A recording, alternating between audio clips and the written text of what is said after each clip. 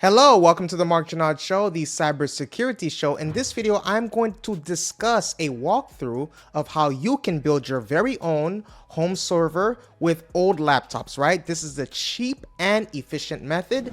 I'm also going to discuss some security pitfalls that people run into when trying to build, these servers, right? Because this is a cybersecurity channel. We got to make sure that we're safe, right, from those hackers.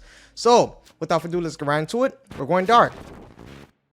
So it's 8 steps, right? Step 1, selecting the laptop, the right laptop. The hardware requirements, it has to be at least a dual core CPU i5/i7 or Ryzen 5/7 from 2016 or newer. That's recommended. It's only recommended. Don't come at me, right? Minimum 8 gigabytes of RAM, 16 gigabytes plus preferred for Docker, VMs, or heavier workloads, right?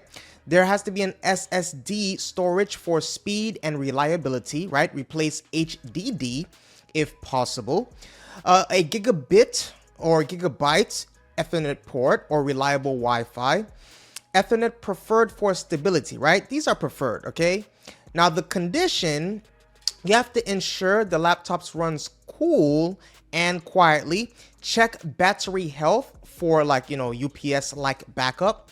Verify all ports and fans work, okay? Now, step 2, prepare and upgrade the laptop, right? So you're gonna wanna clean the laptop, remove the dust from the vents and fans to prevent overheating, okay? Upgrade RAM and SSD, right? Max out the RAM and install a larger/faster SSD if possible. Now, here's an optional, thing to consider. Remove the screen to save space and reduce power draw, right? But keep it if you want local access. Now, step 3, install the operating system, okay? So choose a server OS. Let me know in the comment section which one is the best you feel. There's Ubuntu server, Debian, or Fedora. Server for general use. TrueNAS, Scale, or Proxmox for storage/virtualization. The Windows server if you need Windows specific features. You're gonna also want to install via USB, right? Use a USB stick to install your chosen OS. During installation, enable SSH for remote management. Step 4, configure networking, right? So static IP. Set a static IP for reliable access. Ethernet, prefer wired connection for stability and speed. In regards to Wi-Fi, if using Wi-Fi, ensure the laptop is in a strong signal area. Now, step 5, optimize power and cooling, right? We want this to run efficiently. So the power settings, you're gonna wanna set the laptop to run with the lid closed. Disable sleep/hibernation when plugged in. Now, in regards to cooling, place the laptop on a cooling pad or stand for airflow. The more airflow, the better.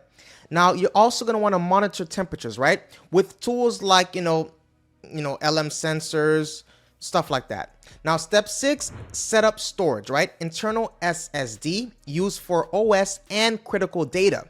External drives, you can attach a USB 3.0/3.1. Drives, for expanded storage or backups. Configure RAID or redundancy if needed using software RAID or ZFS, right? Then network storage, share or folders or files, whatever you want to call it, via SMB/NFS for file server use. Now, step 7, install and configure server software, right? We have the Docker, right? Install Docker for containerized apps, right? You can look at that like media servers, web servers, etc. So think of that mold right there, right? Then you have the virtualization. Use KVM/QEMU or VirtualBox for lightweight VMs. Now the services, you can set up Plex, Jellyfin, Nextcloud, or other desired services, right? Whatever tickles your pickle. So use Tailscale or WireGuard for secure remote access. Now, step 8, the maintenance and the monitoring, right? So burn-in testing. So run memtest, right? 86 plus and CPU stress test to ensure stability. Now, in regards to monitoring, you can set up tools like NetData or Grafana for resource monitoring. Now, in regards to backups, you can, automate backups to external drives or cloud. Now, here are some additional tips to consider, okay? Start with what you have. Don't go out here just swiping your cards. Start with what you have. Use existing hardware before new components, right? So analyze, see what you have, put two and two together, and then expand modularly. So add more laptops or external drives as your needs grow, okay? Then in regards, to power efficiency, laptops typically draw 10 to 30, W under load, much less than desktops or servers. So some example use cases, again, you have the media server, that's the Plex or the Jellyfin. You have the file server, that's the NAS, right? You have the web server or development, that's the environment, right? Then in regards to home automation hub, you're gonna wanna take this into account. Now, lightweight, virtualization lab, those are the 8 steps. Now let's talk about the security pitfalls to avoid while building a home server, okay? Because we gotta fight off them hackers, we gotta fight them off.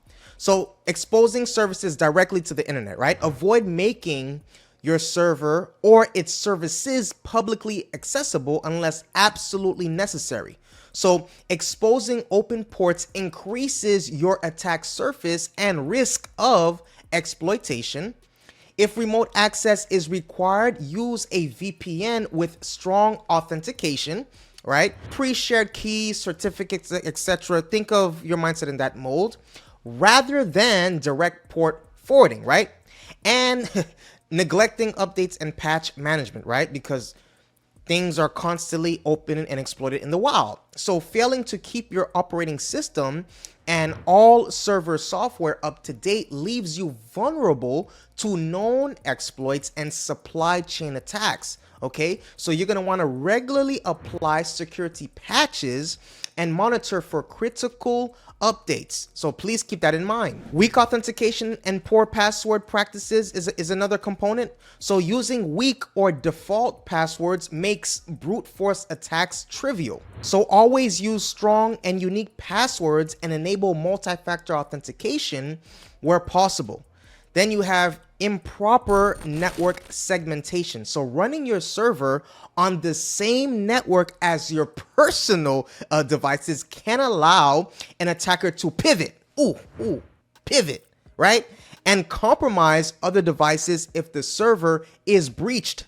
So you're gonna wanna use VLANs or a DMZ to isolate your server from the rest of your home network, right? Another thing is overlooking firewall and port management. So leaving unnecessary ports open or failing to use a firewall exposes services to potential attackers. So only open the minimum required ports and use firewall rules to restrict access. Now, default and or insecure configuration, right? So running unnecessary services or leaving default configurations like UPnP enabled can be exploited, right? So you're gonna wanna disable unused services and change default settings, especially those related to the network exposure. We have lack of backups and recovery planning that is next. So not having regular tested backups can result in permanent data loss if ransomware or hardware failure occurs. So then implement and routinely verify your backups, right? So ignoring intrusion detection and, monitoring, right? So that's another thing that you're gonna wanna take into account. So not monitoring your server for unusual activity can allow breaches to go undetected. Use intrusion detection systems like, IDS and regularly review your logs. So improper use of, containers and virtualization is another one, right? So assuming containers like the Docker are fully secure can be dangerous as vulnerabilities or misconfigurations may, kind of like allow escapes or lateral movement. So limit container privileges and network access and keep container runtimes updated, right? So lastly is overcomplicating the setup, right? So adding unnecessary complexity increases the risk of misconfiguration and security oversight. So that is what I have for you today. Please take a moment right now to hit that subscribe button and the like button. If you appreciate this video and you want more videos like this, please let me know that by hitting that subscribe button and the like button right now. Stay safe. See you on the next video.